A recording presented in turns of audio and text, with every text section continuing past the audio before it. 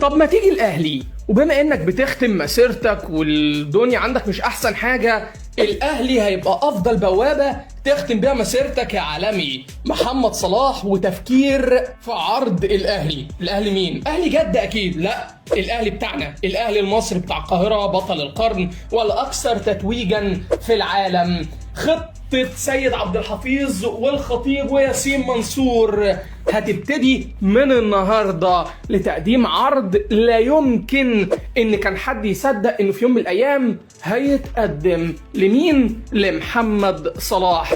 ايه تفاصيل العرض ده؟ يلا بينا نشوف. بعد المشاكل اللي لا تطاق ما بين محمد صلاح وإدارة نادي ليفربول، ابتدى رامي عباس وكيله يشوف له عروض في أماكن تانية. العروض اللي جت عروض أمريكية وعروض خليجية. طبعا كلنا عارفين إن الأندية السعودية هتموت وتخلي محمد صلاح يتسجل إنه لاعب في تاريخها. محمد صلاح قيمة كبيرة جدا جدا، لكن صلاح رفض بدل المرة 2 و3. وقبل مشكلته الحالية مع نادي ليفربول هو شايف ان الاحتراف الخليجي مش هيبقى ليه اي قيمة، وان هو مكمل في اوروبا لحد بقى ما حصلت المشكلة الاخيرة واستبعاده في اخر فترة من اللعب بشكل اساسي. وعلى الرغم من ان ماتش برايتون الاخير كان دليل ان محمد صلاح لسه عنده كتير وان هو بيتحدى نفسه انه يثبت لارني سلوت ان هو لسه زي ما هو، الا ان برضه قرار سلوت شايف ان صلاح لا يصلح غير انه يكون بديل.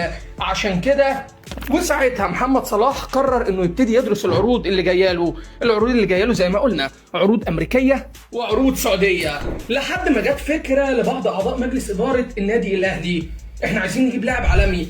وكنا اتكلمنا عن ساديو ماني واتكلمنا شويه عن لعيبه في نفس الكاتيجوري بتاعه. طب فيها ايه ولو لمره نفكر ان احنا نجيب محمد صلاح؟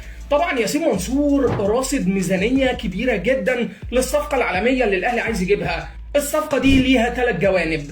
الجانب الاول طبعا جانب تسويقي بحت، ان انا بجيب نجم عالمي يلعب عندي، دي حاجه مش سهله. واكيد قيمه الصفقه ممكن نجمعها من بيع التيشيرتات التذكاريه. تاني حاجه، انا بالبراند وباسم اللاعب ده بفتح اسواق في اماكن جديده، اسواق بقى مثلا في اسيا، اسواق في امريكا، لان اللاعب العالمي بيعتمد على ان انت تجيبه ويكون براند بيساعد البراند بتاعك. وتالت حاجة القيمة اللي هيضيفها محمد صلاح للأهلي، بأن أفضل لاعب في تاريخ مصر بيلعب في أفضل نادي في تاريخ مصر وأفريقيا والعرب.